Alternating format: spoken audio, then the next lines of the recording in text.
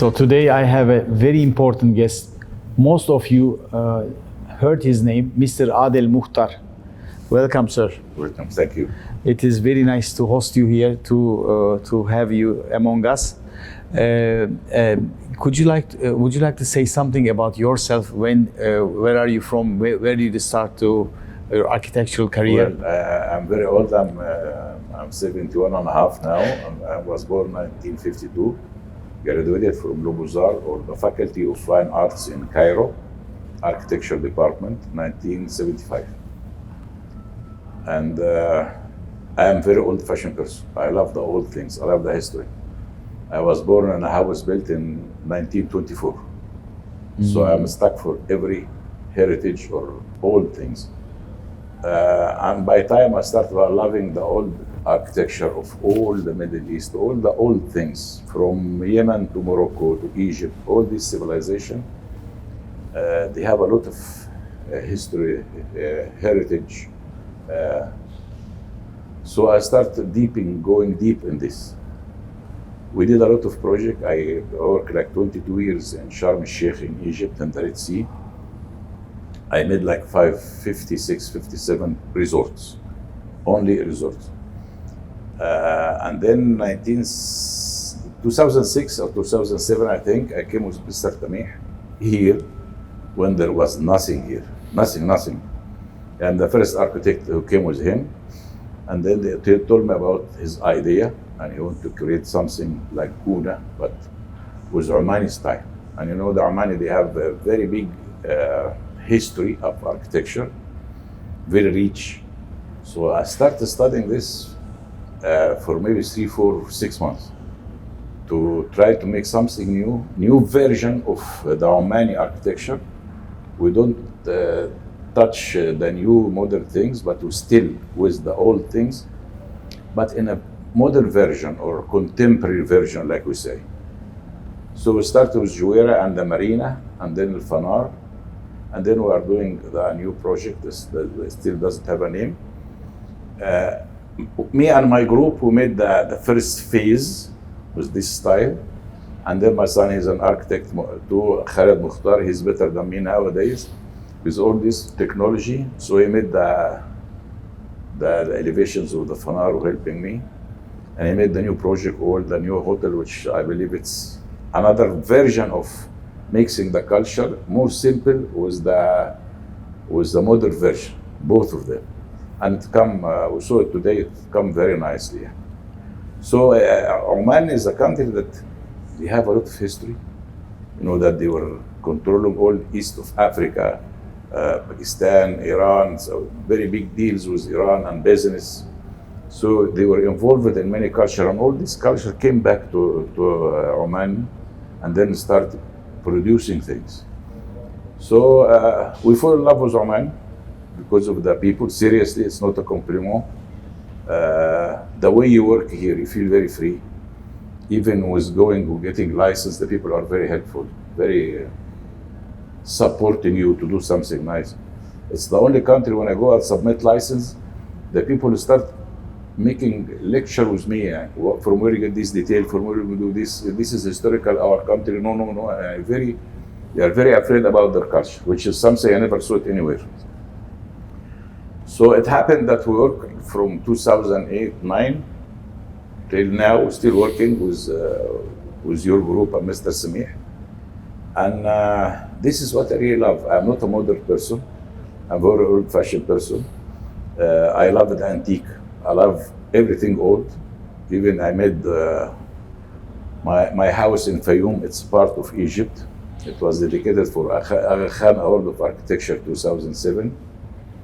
Because it's the same story. We built with the material that you have, stone and mud and wood, and doing the things that this was Egypt, real Egypt, you know.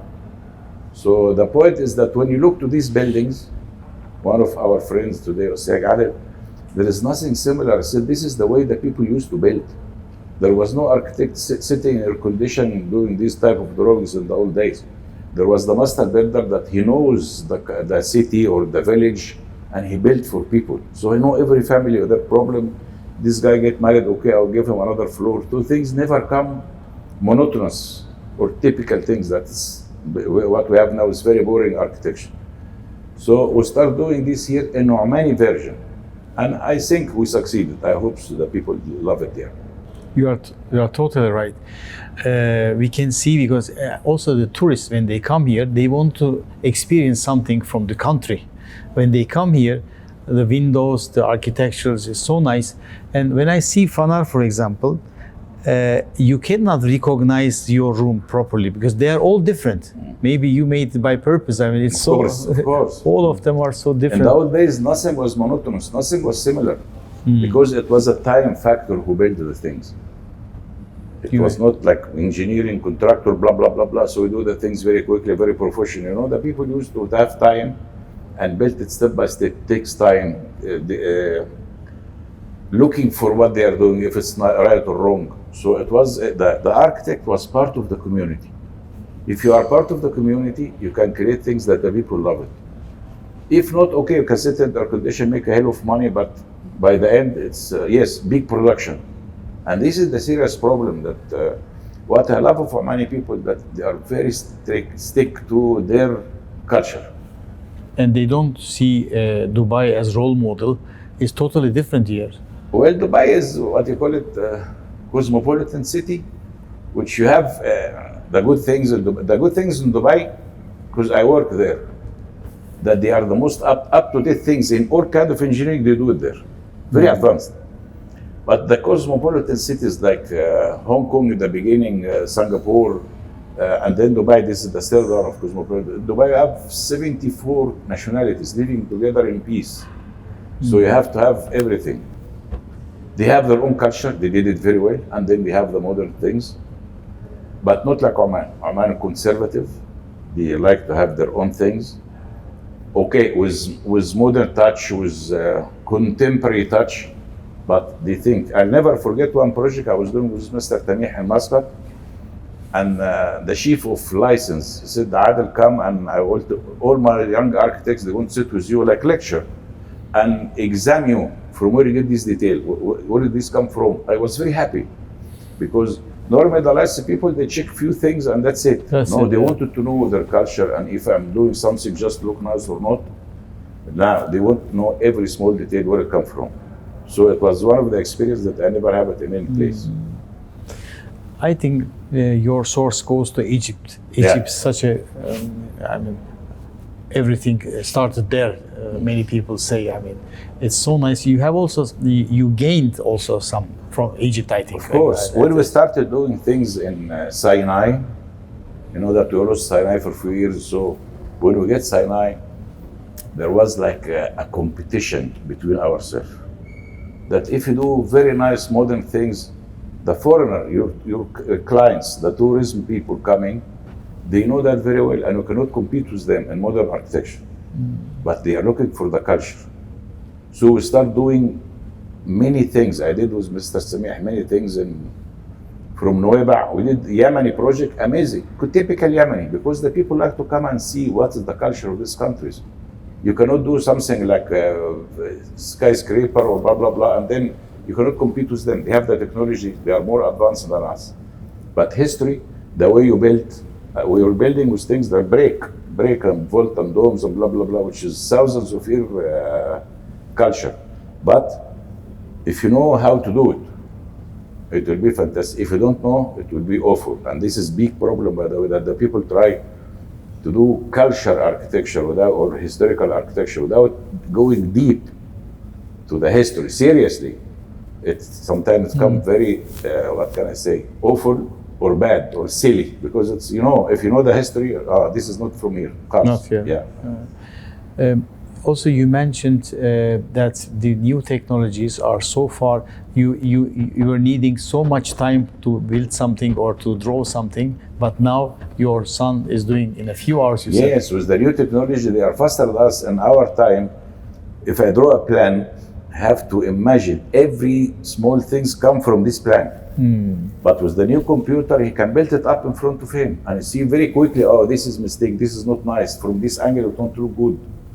In our time, we used to use our imagination very much. It's tiring things for your brain. Otherwise, if you put it on the drawing, you cannot see it very quickly. But with the modern computer programs, the building can come in front of you, even a historical building, but you can see from all angles, oh, this will not look nice here, no, so you can do it. So it's the fast.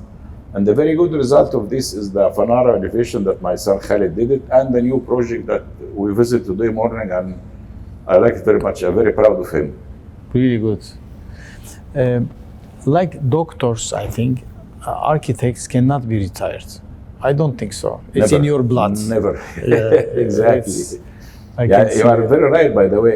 For me, I go to the office every day, even when I don't have much work, but I go and sit and sketch and do things and discuss culture-wise with my people, my staff, talk about things, because it's very important to have, architecture is not just drawing, it's the history, it's the social sciences, it's philosophy, a lot of things, what you call it, psycho things is very important to know.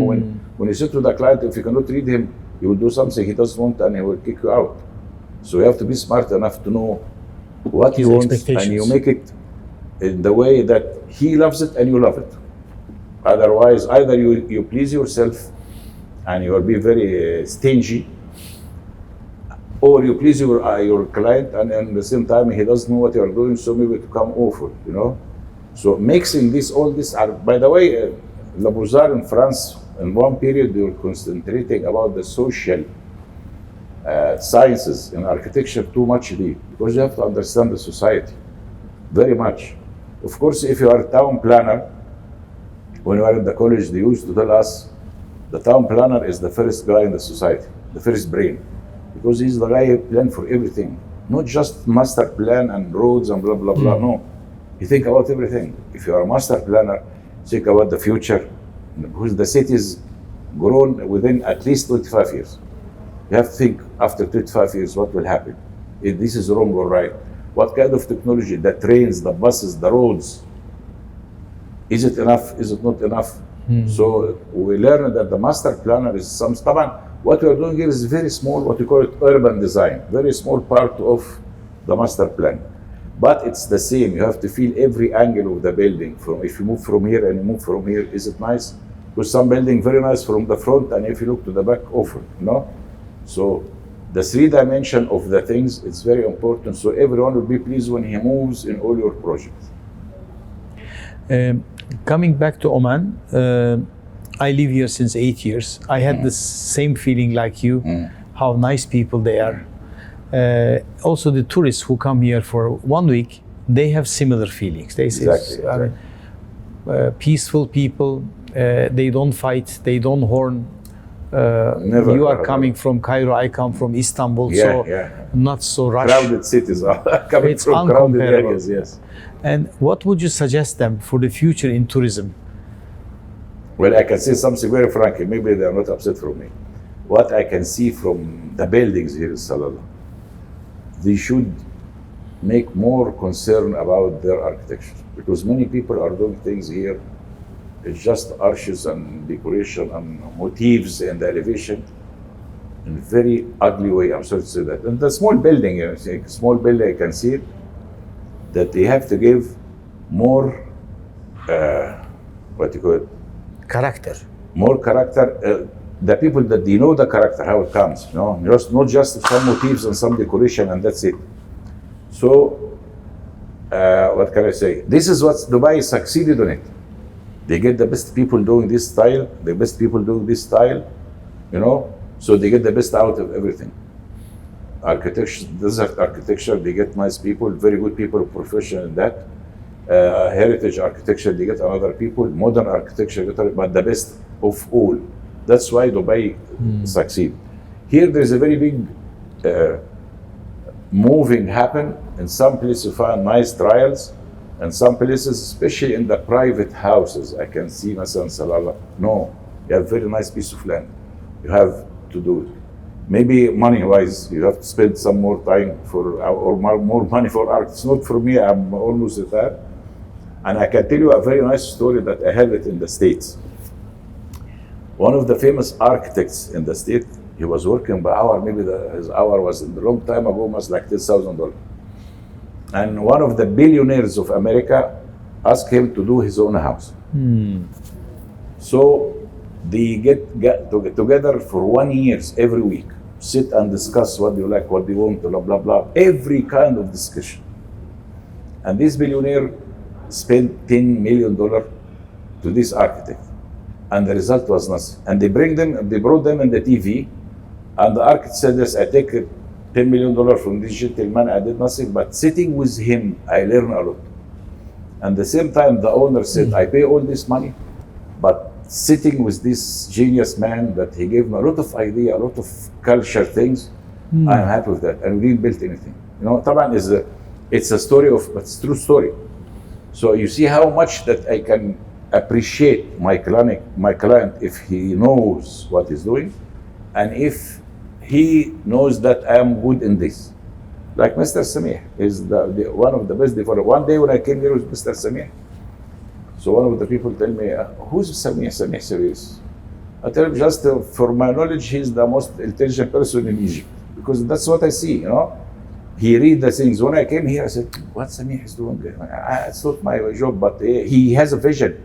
He see that this salon can be a beautiful place, and now we can see it. Huh? So it's my advice here in Oman, take more consideration for the design. You know Guggenheim Museum in Bilbao. Oh, yes. So it changed the destiny of simple city. Exactly. One iconic place. Yeah. And they replicated a bit different than the States, but it's beautiful. I mean, one building, one nice building. The people go just to visit the building. And Bilbao was actually a normal city, and now it's a touristic targets actually. I think so nice iconic buildings can also change the touristic numbers. What I think, I agree with you. I can tell you something. Venezuela, before it collapsed, there was a genius guy called Gustave Dudamel, musician. I love my classic music. He started when he was 28 years old. And he started training all the young people, all the musicians, to play the classic music of South America and North America, Mexico, blah, blah, blah. And they create something called tourism music. You believe that? The people used to go and listen to these orchestras. It's the same. If you do a good work, any good artwork, the people will come especially to see it. So it was a big tourism happening in Venezuela just to listen to those guys. And they have a lot of TV recording. They play it in a very different way. All of them are young. He teaches, he's genius guy. So if you have, as you said, nice and decent art, everyone will come. Agree. Mr. Adel, thank you for your suggestions. More than welcome. Thank you very actually, much. I mean, I'm sorry, I'm not good in explaining stories, but you told very nice stories. I think it will also trigger many people after they talk to you, after our Omani colleagues also listen. They will get also some lectures about this. I will tell you a story before we finish. Sure. I did a very big project in Sinai called the Coral Bay or Sheikh Coast. It's like 750,000 square meters. The Italian, because they love art. You cannot believe the compliment that I was having from the people. Oh, you are architecto. Oh, come and have a picture with us. Come and invite me for a dinner. Make me a cupola or a dome here. Because they have the taste, you know, the material, the colors, everything. So I was very happy that, and this is like 30 years before, yeah. But when the people that appreciate what you're doing immediately, that's something for us. Forget money, any money will take, you will spend it. But it's when you feel the appreciation of people from heart. This is the most important thing. And by the way, I didn't know that you are architect of Coral Bay. I love Coral Bay. Seriously? You went there? I lived 3 years in Egypt, 2 years in Hurghada, 1 year in Sharm el Sheikh. Wow. And Coral Bay was one of our favorite 20 hotels. years from my age. Look, this half of it right from Sinai. I didn't know this. So after I want to talk to you as well, name by name hotels, because for sure I visited almost all of them. Yeah, very good, very good. Mr. Adel, thank you for coming. Thank you for you. It's a privilege for us to host us. Thank you so much. Thank you.